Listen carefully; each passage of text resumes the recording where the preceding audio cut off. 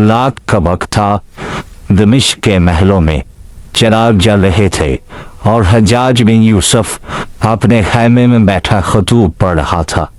कूफा, बसरा, मक्का हर तरफ बगावतों की सरगोशियाँ थी। बनी उमैया की हुकूमत लर्ज़ रही थी।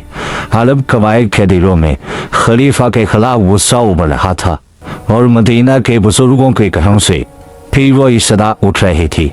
हमने इस्लाम रसूलुल्लाह सल्लल्लाहु अलैहि वसल्लम के लिए कबूल किया था, ना कि तलवार के साए में जीने के लिए। हज्जाज जानता था खिलाफत को बचाने के लिए सिर्फ शमशीर काफी नहीं, एक नया हीरो दरकार है।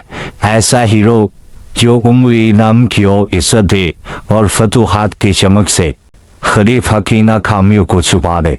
और फिर तारीख कैसी है? उसने नजर डाली अपने नौजवान भतीजे पर। यह मोहम्मद बिन कासिम था। सिंध का बहाना दरअसल पर्दा था। चाचनामा की रिवायत मशहूर है कि श्रीलंका के राजा ने अरबों के लिए तोहफे भेजे। रास्ते में जहाज डूब गया और से कैद हो गई और एक औरत ने चीख कर कहा, या हज्जाज हमें बचाओ। लेकिन सवाल यह है, क्या वाकई एक औरत की फरियाद ने हजारों सिपाहियों की मुहिम चला दी? तारीख के गहरे समुंदर में यह किस्सा ज्यादातर अफसाना निकलता है।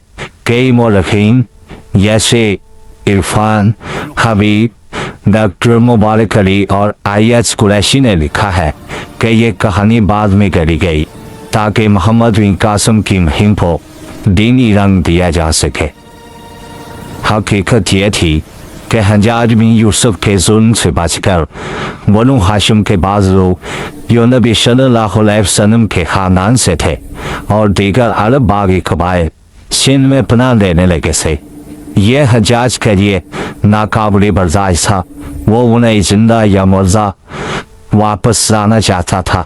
चनाचे बही डाकुओं का बहाना बनाया गया और मुहिम का नाम रखा गया जिहाद फी सबीलिल्लाह। उम्र दरबार का एक खास रसूल था, जो खलीफा की अतायत करे वो मोमिन है, जो ना करे वो बागी है।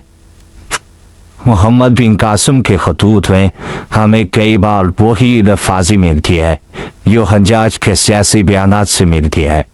उसके खतूत में अमीरुल मोमिनीन वलीद बिन अब्दुल मलिक को अता, वफादारी और फतह की नबी जैसी हर सतह में सियासी तारीफ झलकती है। ये कोई इत्तफाक नहीं था। मोहम्मद बिन कासिम न सिर्फ एक कमांडर था बल्कि उम्वी प्रोपेगेंडा का एक आलाकार भी बन चुका था। सिंध उस वक्त बड़ा बादशाह राजा दाहिर के ज़ेर हुकूमत था।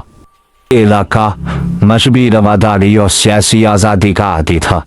यहाँ बुद्ध मत के मानने वाले हिंदू राजा और ईरानी रसूशी था जो सब इकट्ठे रहते थे।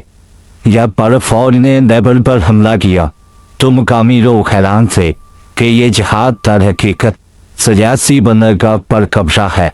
चासामा में लिखा है कि मोहम्मद बिन कासिम ने लेबर में मंदिर तोड़कर उस मस्जिद तामीर कराई।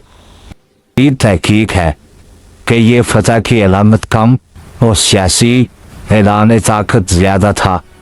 उमवी खानदान को बहरहिंद के रास्तों की जरूरत थी और सिंध उनके लिए एक गेटवे था जिसके जरिए वो हिंदुस्तान, चीन और मशरकी अफ्रीका तक अपनी सियारत और असर बढ़ा सकते थे।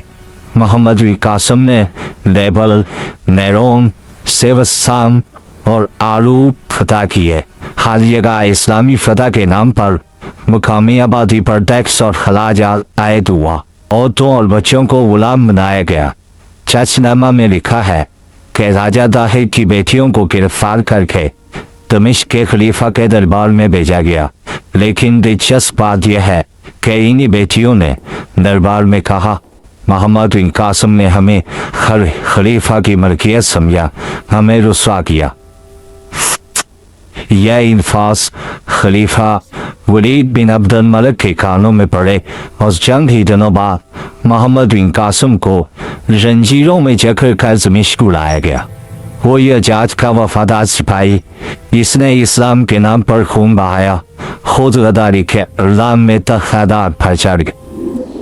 यहाँ तारीख ने अपना फैसला सुना दिया। मोहम्मद बिन कासिम महज एक सिपाही नहीं था, वो अमरी सियासत की कुर्बानी था।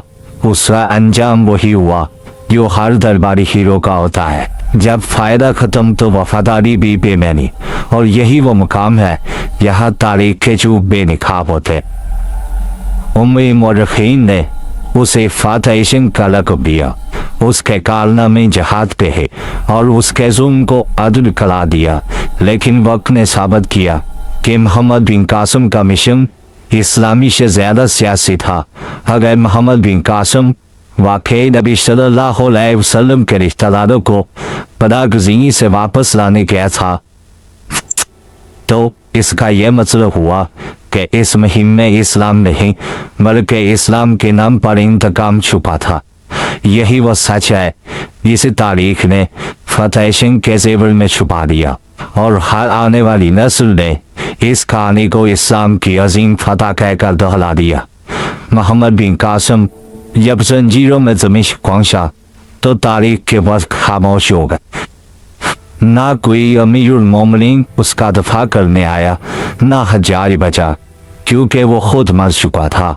कुछ रवायत कैसी हैं कि मोहम्मद बिन कासिम को जिंदा दीवार में चूम दिया गया, कुछ कैसी हैं कि कैद में मारा गया, लेकिन अंजाम एक ही था।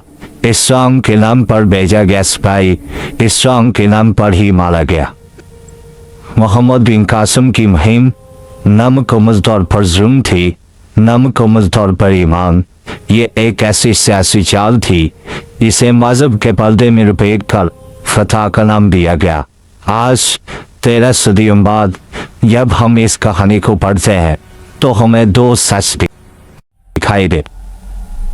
एक जो दरबार के लिखारियों ने लिखा, दूसरा वो जो मजलूम ज़मीन सिंध में जिला।